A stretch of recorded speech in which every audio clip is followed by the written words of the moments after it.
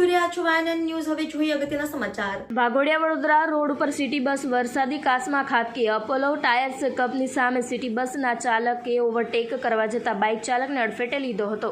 Bike પર સવાર બે પૈકી પાછળ બેઠેલ એક દીકરીને ઇજાઓ થતાં નજીકની ખાનગી હોસ્પિટલ ખાતે સારવાર અર્થે ખસેડવામાં આવ્યા હતા।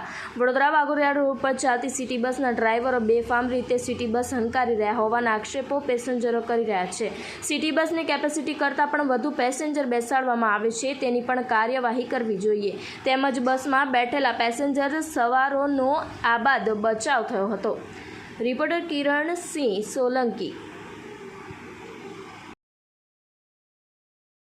વાઘોડિયાથી બરોડા તરફ જઈ રહ્યો હતો મારી છોકરીને, અને આ સિટી બસ વાળે મને પાછળથી ટક્કર મારી અને ગટરમાં વરસાદી પ્લેમાં ફેંકી દીધો।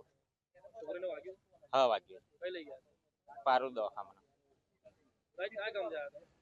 અમે વાઘોડિયા તરફથી બરોડા। મૂળ તો હું તો ગોધરાનો વતની છું, એ મજૂરી। હા, દિલીપભાઈ।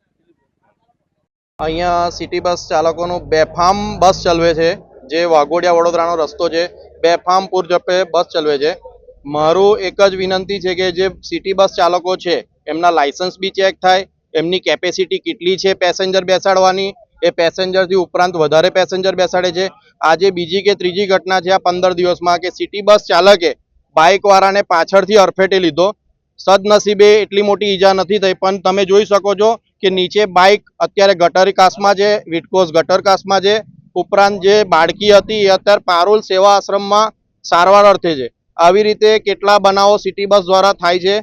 તો મેં એક જ રિક્વેસ્ટ કરું છું કે દરેક લીગલ જે એક્શન લેવાની હોય એ સિટી બસ ઉપર લે, વિટકોસ પર લે, તો કોઈને જાનહાની ના થાય। અને સિટી બસ ચાલકો એટલા પૂરપાટ ઝડપે ચલાવે છે કે બેફામ કોઈ બી રસ્તા વચ્ચે આવી જાય એને દેખતા નથી, અને મન ભાવે એમ પેસેન્જર બેસાડે જ છે।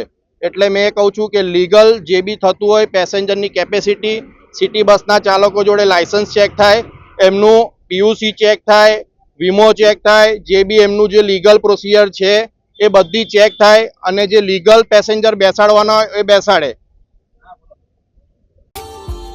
Subscribe now and press the bell icon.